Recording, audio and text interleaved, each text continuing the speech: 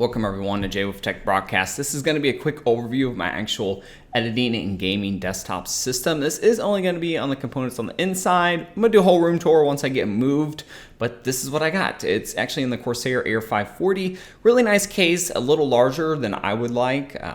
It didn't seem as large when I first got it, but now it's a large kind of mid-tower cube case. If you want to push a lot of air through your system, this is the way to go. It's a very nice case.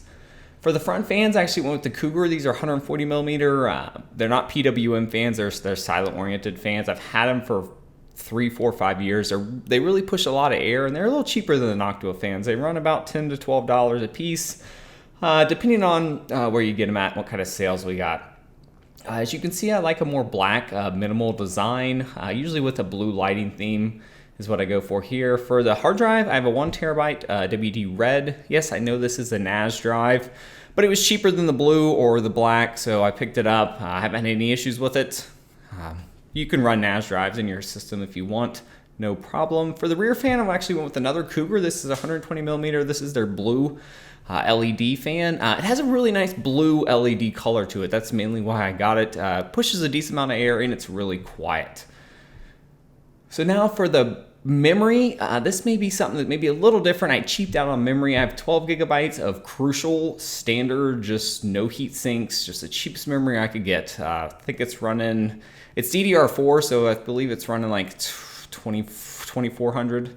And then for the Cooler-Swifftech H220, it's an older cooler, copper design, pushes a lot of heat out of your system, and I really like the design of it. It's quiet, and I've had it for probably about 3 or 4 years, and I haven't had any issues with it. So Noctua, I'll put what these are down below, the Noctua fans, but they're your standard PWM fans.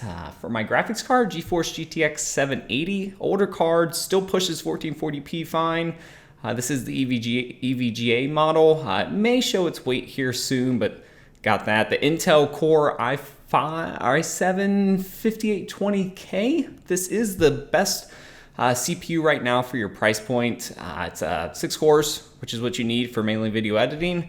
So I would definitely pick that up if you're looking for a video editing / gaming machine. Not the best for gaming, but if you're doing both, it really fits that well. Now here comes the back. Look at that cable management. I really did a top-notch job there. It's a good thing about this case. You can hide all those cables back there and not have any issues with it. So that's an actual, for the cooler, it's for the PWM, for the fan controller. It works really well. It's a nice little touch that comes with the Swifttech H220. Now for my standard OS drive, I actually have a 480 gigabyte Intel, I believe this is 730 series. Yep, 730 series SSD.